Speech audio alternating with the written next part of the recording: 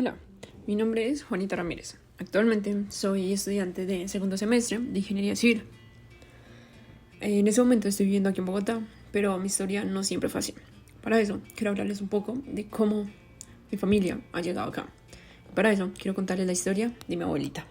Mi abuelita se llama Carmen Alicia Rivera. Ella nació el 21 de febrero de 1930. Actualmente tiene 91 años, pero aún se encuentra muy consciente y yo adoro hablar con ella. Por eso, para esta ocasión he querido entrevistarla y que me contara un poco acerca de su historia, de cómo vivió su juventud y qué la hizo llegar hasta donde ella llegó. Ella fue la mayor de 9 hermanos. Ella nació en Chiquinquirá, Boyacá, pero su familia vivía en una vereda del municipio de Chiquinquirá, la cual se llama Moyavita. Allá fue donde ella se crió y pasó su juventud frente a sus padres y con sus hermanos. Al ser ella la mayor, le tocaban trabajos mucho más pesados. Tenía que criar a sus hermanos y además ayudar en todas las labores de la casa. Al ser una familia campesina, se encontraban desde las 4 de la mañana despiertos, teniendo que ordeñar vacas y haciendo demás tareas para las labores de la casa. Además, al vivir en el campo, se encontraban muy pocas escuelas. Es por eso que ella solamente pudo asistir a 2 años de colegio y por lo tanto tuvo una educación muy baja. Así fue pasando su juventud, hasta que finalmente tuvo una fuerte pelea con sus padres, porque ella no se sentía cómoda en ese lugar, porque la trataban demasiado mal y tenían condiciones muy malas. Todos echaban juguete, pero era como a los burros. Que a uno no era justo que le echaran una muenda, era injusto. Así, el día siguiente, después de esa pelea tan fuerte y viendo que no había ninguna otra solución, que sus padres no iban a cambiar en cuanto a cómo la trataban, ella decidió escaparse, sin contarle ni a sus hermanos ni a sus padres. Simplemente, en la mañana del día siguiente, cogió el primer bus que encontró que fuera para Villa de Leyva, porque tenía la esperanza de allá convertirse en monja. Sabía que en Villa de Leyva había un convento de monjas y yo iba, la ilusión no era de meterme allá. Aunque no me recibieran de monja, si no servía, pero si llegaba a servir. Pero no. Finalmente llegó a Villa de Leyva con un poco más de 18 años. Para esto fue al convento donde las monjas, pero no la recibieron. Así que le tocó buscar otro tipo de trabajo. Como por un milagro, se encontró con la familia Neira. Ellos eran personas que tenían muchos recursos y vivían en Villa de Leyva. Tenían un teatro, vendían ropa y tenían una tienda de víveres.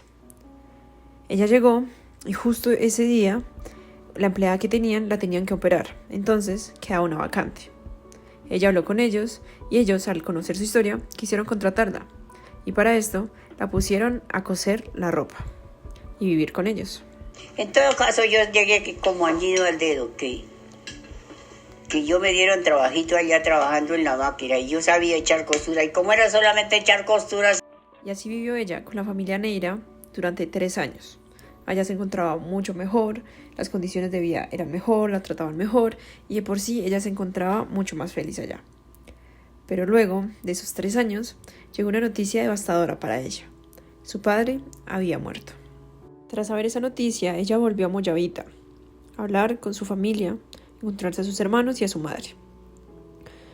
Después de esto, ella se dio cuenta de que la familia se encontraba muy dividida. Sus padres eran conservadores, pero uno de sus hermanos era liberal. Entonces, se encontraba mucho odio en cuanto a este tipo de cosas, aún así siendo de la misma familia. Y ella, lo único que quería era volver a pasar tiempo con ellos, volver a reunir la familia, pero ya se encontraban muchas grietas en la familia, especialmente por el tema político que estaba afectando a la familia.